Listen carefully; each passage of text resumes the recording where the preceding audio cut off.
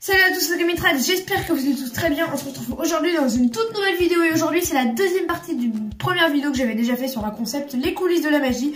La première vidéo c'était sur l'histoire de la magie et celle-ci c'est la deuxième partie donc sur le plus gros secret du magicien, le principal secret du magicien. La première partie vous avez plu, donc voilà j'ai décidé de faire la deuxième partie maintenant. Voilà, j'espère que cette vidéo va vous plaire. On passe tout de suite au plus gros secret du magicien qui est l'objet de notre deuxième partie des coulisses de la magie.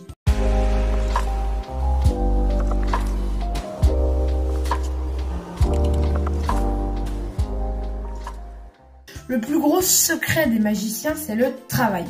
Et oui, la magie demande beaucoup de travail. Certains tours vont nécessiter des heures et des heures de travail afin de pouvoir les exécuter correctement d'un point de vue technique. Il va y avoir en plus de cela le travail concernant la présentation. C'est cela qui va faire la différence entre une personne qui sait faire un tour de magie et un magicien. C'est grâce à cela qu'une sélection naturelle va se faire. Ceux qui ont vraiment envie d'apprendre la magie et ceux qui vont prendre le temps de travailler les bases puis des tours plus complexes et ceux qui ont juste envie d'apprendre quelques tours pour bluffer leurs proches. Certains tours peuvent demander plusieurs mois d'entraînement pour pouvoir les maîtriser. Il arrive même parfois qu'on se dit qu'on n'y arrivera jamais. Mais il existe également des tours automatiques qui ne nécessitent donc pas beaucoup de travail. Cependant, les tours automatiques ont autant d'impact que les autres car le spectateur ne connaît pas la méthode. Seul le résultat compte.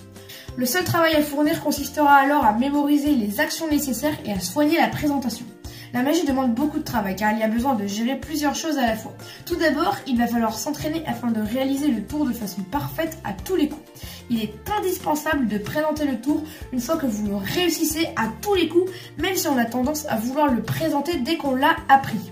Lors de sa présentation devant le public, il va falloir à la fois se rappeler de la méthode, il va falloir parler aux spectateurs en même temps que la réalisation du tour, mais également gérer les spectateurs à qui vous faites le tour. Il faut également gérer le stress, car lorsque l'on débute, le stress peut vous faire perdre tous vos moyens.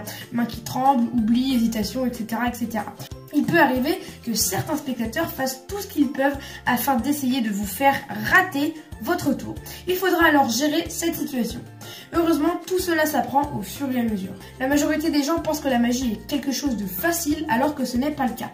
Alors oui, faire un tour à quelqu'un de sa famille est facile. En revanche, faire de la magie à des inconnus est beaucoup plus dur car vous allez devoir faire vos preuves pour être considéré comme un véritable magicien.